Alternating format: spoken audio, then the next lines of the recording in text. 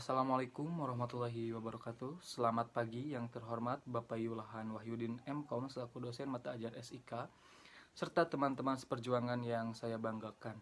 Puji syukur marilah kita panjatkan kepada Allah Subhanahu wa taala. Shalawat serta salam semoga tetap tercurahkan kepada baginda alam Nabi Muhammad sallallahu alaihi wasallam. Sebelumnya perkenalkan, nama saya Bayu Angga Saputra selaku moderator pada kesempatan kali ini. Adapun acara presentasi kali ini akan membahas mengenai sistem informasi pelayanan kesehatan konsultasi berbasis web atau Tanya Sehat. Adapun anggota kelompoknya ada Agis Setiawan, Aini Nur Rajijah, Arul Muhammad, Bayu Angga Saputra, Fitriani Lutpana, Iksal Arjando, M. Adi Wiguna, Nawab, Nisa Sabina, Novita Andini, Raisa Ramawati, Siti Audina, Vicky Nuari. Baik, di dalam presentasi kali ini ada dua sesi. Yang pertama sesi penyampaian materi dari kelompok dan yang kedua adalah sesi penutup. Mungkin kita langsung aja kepada sesi yang pertama adalah penyampaian materi dari kelompok. Kepada teman-teman yang telah siap untuk menyampaikan hasil diskusinya, saya persilahkan.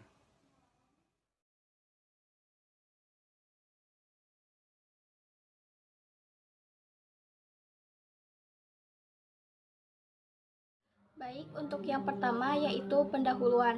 Berdasarkan data yang menyebutkan bahwa Indonesia menempati peringkat ke-111 dari 189 negara di Human Development Index dari United Nations Development Program yang meliputi dari 3 aspek. Yang pertama itu kesehatan, yang kedua itu pendidikan, dan yang ketiga itu ekonomi. Berdasarkan data tersebut, artinya masyarakat Indonesia memiliki tingkat kesadaran yang rendah akan masalah kesehatan. Sedangkan tingginya penggunaan internet memunculkan peluang untuk tumbuhnya e-health atau elektronik kesehatan, yaitu metode baru untuk memfasilitasi dan meningkatkan pelayanan kesehatan yang disebabkan media informasi yang beragam menyebabkan penyebaran informasi menjadi lebih cepat dan mudah diakses secara online. Karena hal itu menimbulkan perolehan informasi yang akurat masih diragukan. Penggunaan sistem informasi konsultasi kesehatan terbukti dapat memudahkan di dalam melakukan konsultasi karena tidak memandang jarak dan waktu, serta diharapkan bisa memenuhi akses pelayanan kesehatan bagi masyarakat secara online. Assalamualaikum warahmatullahi wabarakatuh. Saya Raisa Ramawati. Di sini saya akan menjelaskan terkait perencanaan desain.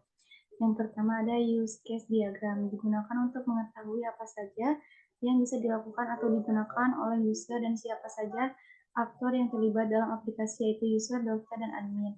Nah, di sini ada deployment diagram, digunakan untuk melihat struktur dari sistem runtime dan menggambarkan bagaimana keterkaitan antara aplikasi hardware dan aplikasi pendukung server. Di sini ada activity diagram, yaitu digunakan untuk menjabarkan apa saja aktivitas beserta alur kerja dalam masing-masing aktivitas. Yang terakhir ada entry relationship diagram, digunakan untuk menunjukkan objek, data, entry, dan hubungan relationship yang ada pada entry berikutnya. Sekian, terima kasih. Wassalamualaikum warahmatullahi wabarakatuh. Saya Novita Andini Nur Aziza, saya ingin menjelaskan mengenai analisis kebutuhan dan perencanaan. Yang pertama ada analisis kebutuhan. Dalam penelitian ini permasalahan diambil dari informasi yang dikumpulkan, yang diperoleh dari jurnal-jurnal dengan isu yang ada di masyarakat. Yang kedua ada perencanaan atau desain, yaitu pada tahap ini data diubah dari analisis kebutuhan menjadi rancangan sistem yang digambarkan menggunakan Unified Modeling Language yang terdiri dari use case diagram, activity diagram, deployment diagram, dan untuk basis data menggunakan entry relationship diagram. Baik, selanjutnya yaitu ada metode penelitian. Metode penelitiannya yaitu pengembangannya secara sistem waterfall, lalu ada analisis kebutuhan software, menganalisis kebutuhan software sehingga dapat dipahami kebutuhan oleh user guna menentukan solusi software yang akan digunakan. Lalu untuk desainnya, merancang desain dengan pembuatan program dengan UML. Lalu untuk kode pemrogramannya yaitu sesuai dengan desain yang telah dibuat pada tahap desain. Lalu untuk pengujiannya dilakukan dengan black box testing. Nah, lalu untuk pendukung atau pemeliharaannya, pengembangan sistem yang digunakan yaitu menggunakan hardware dengan spesifik operating system Windows 10. Untuk implementasi pembangunan sistem, pembuatan database SQL menggunakan MySQL. untuk membuat database yang nantinya akan terbentuk beberapa tabel yang saling berhubungan untuk mendukung fungsi dari sistem kesehatan. Pengkodean program menggunakan XMPP sebagai server localhost. Pengkodean juga program menggunakan bahasa pemrograman PHP. Alat penunjang kegiatan yang pertama ada dari spesifikasi perangkat lunak, yaitu yang pertama ada sistem operasi Windows, kemudian Sublime Text, kemudian yang tadi XMPP, kemudian ada Google Chrome juga, dan spesifikasi perangkat keras ada menggunakan prosesor Intel, kemudian memori RAM 6GB dengan DDR3, kemudian ada display Nvidia GeForce GT 1030 2GB DDR5.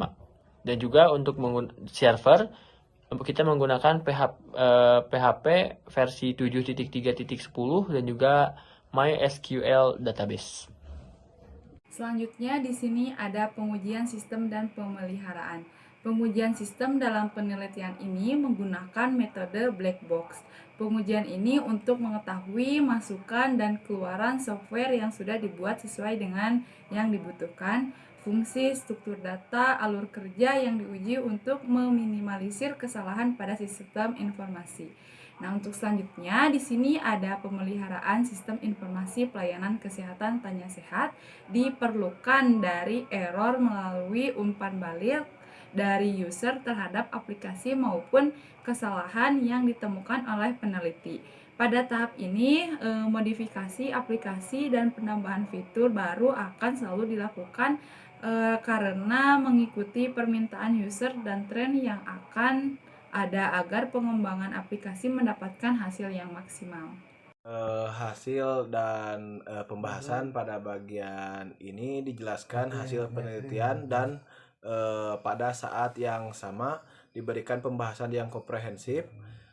Hasil dapat disajikan dalam angka, grafik, tabel, dan lain-lain yang membuat pembaca memahami dengan mudah.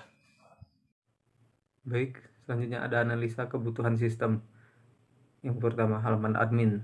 A1, admin dapat melakukan login. A2, admin dapat mengelola data masuk. A3, admin dapat mengelola data keluar. A4, admin dapat mengelola data barang. A5, admin dapat mengelola data supplier. A6, dapat mengelola data laporan. Dan A7, dapat melakukan logout. Selanjutnya ada halaman owner. B1, owner dapat melakukan login. B2, owner dapat melihat laporan. Dan B3, owner dapat melakukan logout. Selanjutnya ada analisa kebutuhan pengguna. Yang pertama ada user. Melakukan daftar atau register akun di halaman pendaftaran, melakukan login akun di halaman login, konsultasi chat langsung dengan dokter, membuat janji atau appointment, melakukan logout akun. Yang kedua ada dokter. Melakukan pendaftaran dokter di halaman pendaftaran, melakukan login atau masuk akun, konsultasi chat langsung dengan pasien, melakukan logout akun. Yang terakhir ada admin, yaitu mengedit, menghapus pengguna, manajemen user, melakukan logout akun.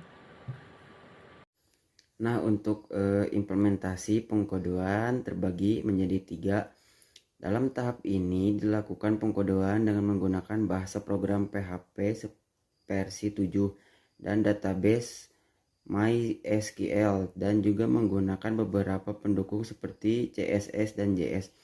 Untuk yang kedua, pengkodean dilakukan di Logout dengan menggunakan software XAMPP yang di dalamnya menunjang proses pengkodean yaitu web server, Apache, dan MySQL database. Dan untuk yang ketiga, pengkodean pada halaman konsultasi bersifat real time sehingga dokter dan user mendapatkan pesan yang diterima sesuai dengan waktunya secara langsung. Baik, untuk kesimpulannya, dengan dibangunnya sistem informasi pelayanan kesehatan, konsultasi berbasis web Tanya Sehat diharapkan dapat menjadi wadah konsultasi kesehatan melalui web untuk dua aktor, yaitu pengguna dan dokter, dapat membantu masyarakat sebagai penanganan pertama dalam mencari informasi kesehatan yang akurat langsung dari tenaga medis atau dokter. Konsultasi bersifat dua arah dan rahasia sehingga isi dalam ruang obrolan di web tidak akan bisa dilihat oleh orang lain selain user dan dokter yang melakukan konsultasi. Lalu konsultasi dapat dilakukan dengan siapa saja. Lawan konsultasi yaitu dokter dengan pasien. Terima kasih.